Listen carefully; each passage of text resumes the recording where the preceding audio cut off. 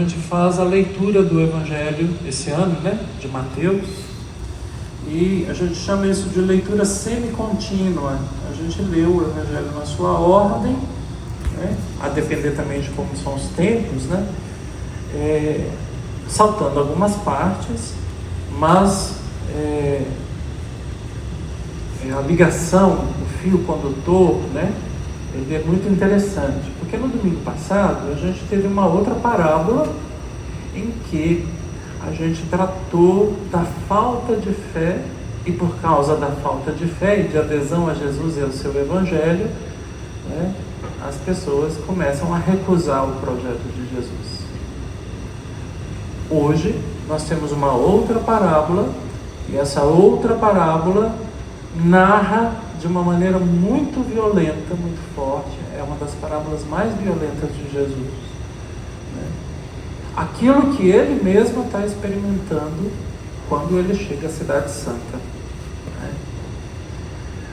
E aqui é importante a gente ter noção de algumas coisas. A primeira delas é que se sobressai para nós nas leituras a imagem, o símbolo da vinha, isto é, da parreira de uva, né, do pé de uva, chamado aqui de vinha. Na cultura lá daquele lugar, né, a plantação de uva parece que é bastante comum, né?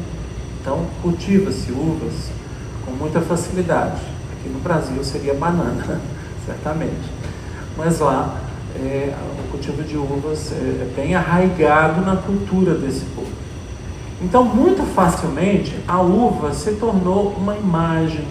O pé de uva se tornou uma imagem muito forte da experiência do ser povo, porque o cacho de uva ele tem aqueles grãozinhos, né? Cada bolotinha da uva ali, e juntos formam aí essa ideia, digamos, corporativa, né? De conjunto, de grupo, né? Então dá pra gente essa imagem muito fácil de colar aqui. Por isso a gente cantou no Salmo: a vinha do Senhor é a casa de Israel. O povo de Israel é essa vinha que produz frutos. Mas nos momentos difíceis dessa história da relação de Deus com o povo, aparecem então alguns lamentos. E a gente ouviu na profecia de Isaías um desses lamentos, né? Eu preparei tudo para vocês. Eu plantei vocês com muito carinho. Fiz uma cerca em volta, construí uma torre, fiz um lagar.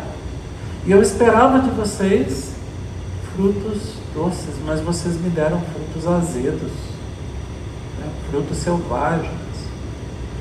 Então, esse povo não corresponde a esses cuidados e a esse amor de Deus. É muito interessante. E aí, nós vamos ter essa mesma imagem agora usada por Jesus nos 3 evangelhos, Mateus, Marcos e Lucas. E essa imagem, ela é uma imagem muito interessante, porque ela resume a história da salvação. O dono da vinha, que é Deus, né, constrói a vinha e arrenda a sua vinha aos trabalhadores, né? E quando chega a hora da colheita, ele envia, né, os seus mensageiros para buscar os frutos. E eles são mortos um a um. Eles são mortos violentamente, né? E depois ele manda uma outra remessa. Eles são mortos da mesma maneira. Por fim, o dono da vinha pensa: vou mandar o meu filho, porque meu filho vão respeitar. Nada disso. A maldade está ali entranhada. E eles dizem: ele é o herdeiro.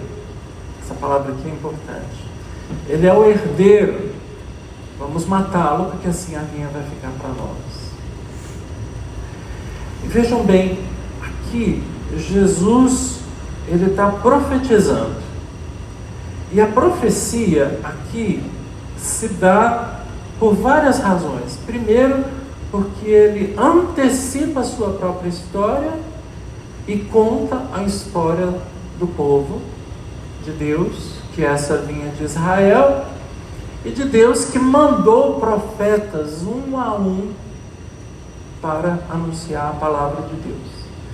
Só que Jerusalém não gosta de profeta. O templo não gosta de profeta. eles matam todos. Jesus tem um lamento no Evangelho de Mateus, se não me engano, capítulo 13: Jerusalém, Jerusalém, tu que matas os profetas, né?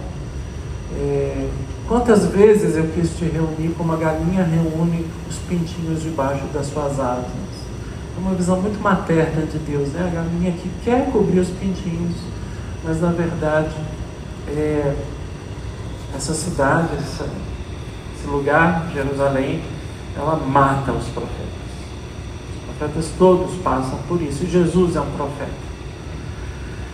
Então Jesus está falando exatamente com esse público, né, que detém o poder religioso, os fariseus e os sacerdotes. E esses que detêm o poder religioso escutam a parábola. Ao final Jesus pergunta: o que o dono vai fazer com essa vinha? E aí eles, desculpa a palavra, vomitam toda a maldade deles, né? Com certeza vai pegar esses empregados e vai mandar matá-los um a um. Eles são os empregados. São os empregados. São eles que mandam matar os profetas. São eles que estão tramando a morte de Jesus, o Filho.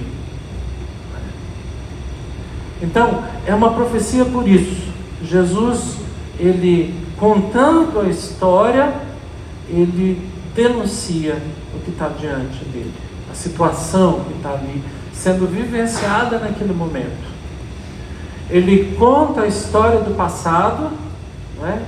E ele mostra que essa vinha, né, ali agora está sendo vivida na experiência de Israel.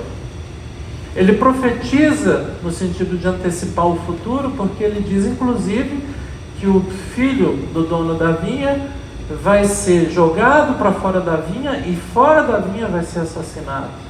Jesus é julgado fora da cidade, leva a cruz até para fora da cidade de Jerusalém e é morto na cruz, do lado de fora de Jerusalém.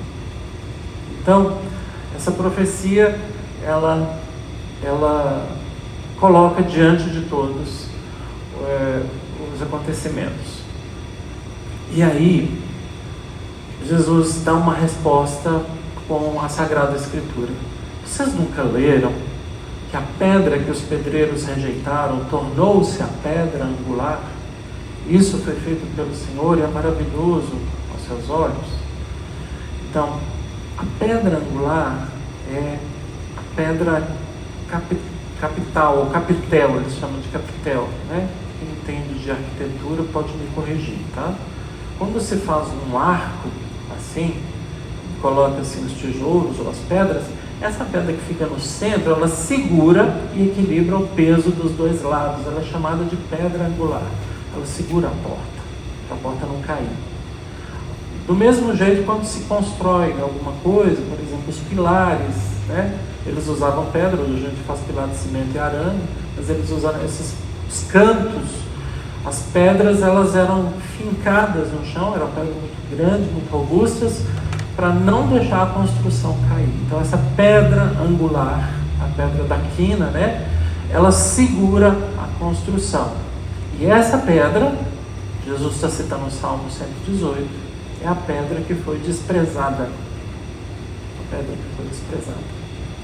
E essa pedra é Jesus. Ele vai ser descartado. Por que Jesus vai ser descartado? Porque ele incomoda. E é melhor a gente tirar da nossa vida os incômodos. Então, a gente mata ele e o incômodo cessa, o incômodo acaba. Mas aqui tem outra profecia. Deus vai fazer daquilo que é descartado, daquilo que é o incômodo dessa humanidade maldosa, Deus vai fazer uma coisa maior, mais bonita, mais verdadeira e mais santa. Deus vai fazer, então, com que Ele se torne a causa da nossa salvação. Então, o crucificado, ele vai, então, ser exaltado, né, direita de Deus, como então a pedra capital, a pedra angular, a principal, que segura e que não deixa a construção desabar. É isso. E aí, minha gente, esse Evangelho traz diversas coisas para nós hoje. A primeira coisa é uma advertência para nós todos: não servirmos para os outros como pedra de tropeço. Às vezes, religiosamente, a gente acaba funcionando para os outros como esses trabalhadores da vinha que impedem as pessoas de se aproximar e não de se achegar a Deus. É necessário abrir. Deus é Pai e Ele tem um coração aberto para todos, e Ele quer a todos, todos, sem exceção. Não há exceção aqui. E o sínodo que está acontecendo em Roma está levantando essas questões, né? Quem a gente está pondo para fora precisa ser colocado para dentro. Essa estrutura de uma igreja que não se parece com a proposta de Jesus, mas se parece muito mais com essa história triste de Israel, do povo de Israel, da Bíblia, essa estrutura precisa mudar.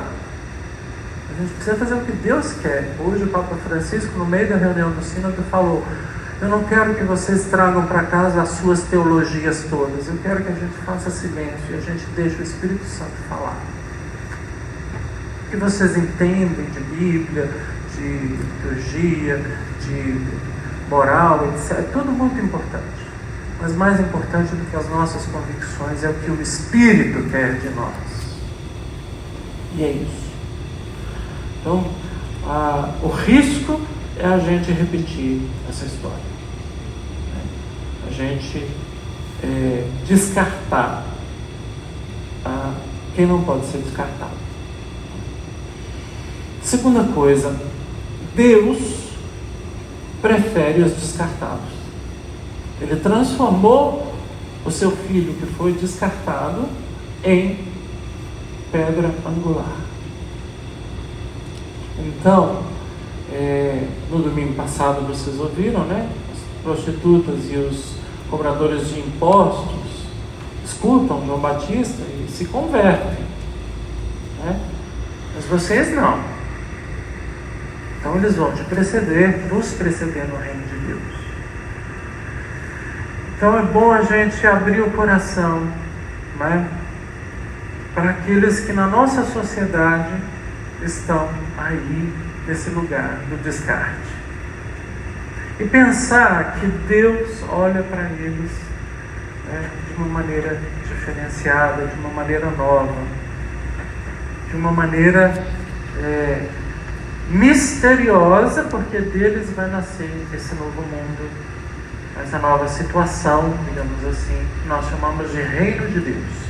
E quem vai sair do reino? Quem não vai ter acesso ao reino? Quem não entra nessa lógica de Deus e de Jesus. Quem não quer essa abertura, essa comunhão, essa vida para todos. É isso. Então, aqui, o Evangelho está fazendo um chacoalhar com a nossa mente, no sentido de precisamos mudar de mentalidade. E a mudança de mentalidade tem nome religioso: conversão. Às vezes a gente vive a nossa religiosidade muito distante de Jesus e do Evangelho. Isso é um risco, é um perigo grande. Por fim, eu diria assim, para mim mesmo, eu acho que eu compartilho com vocês essa pergunta que eu quero fazer para mim hoje, ouvindo o Evangelho. Jesus é a pedra angular da minha vida? É Ele que sustenta a minha estrutura?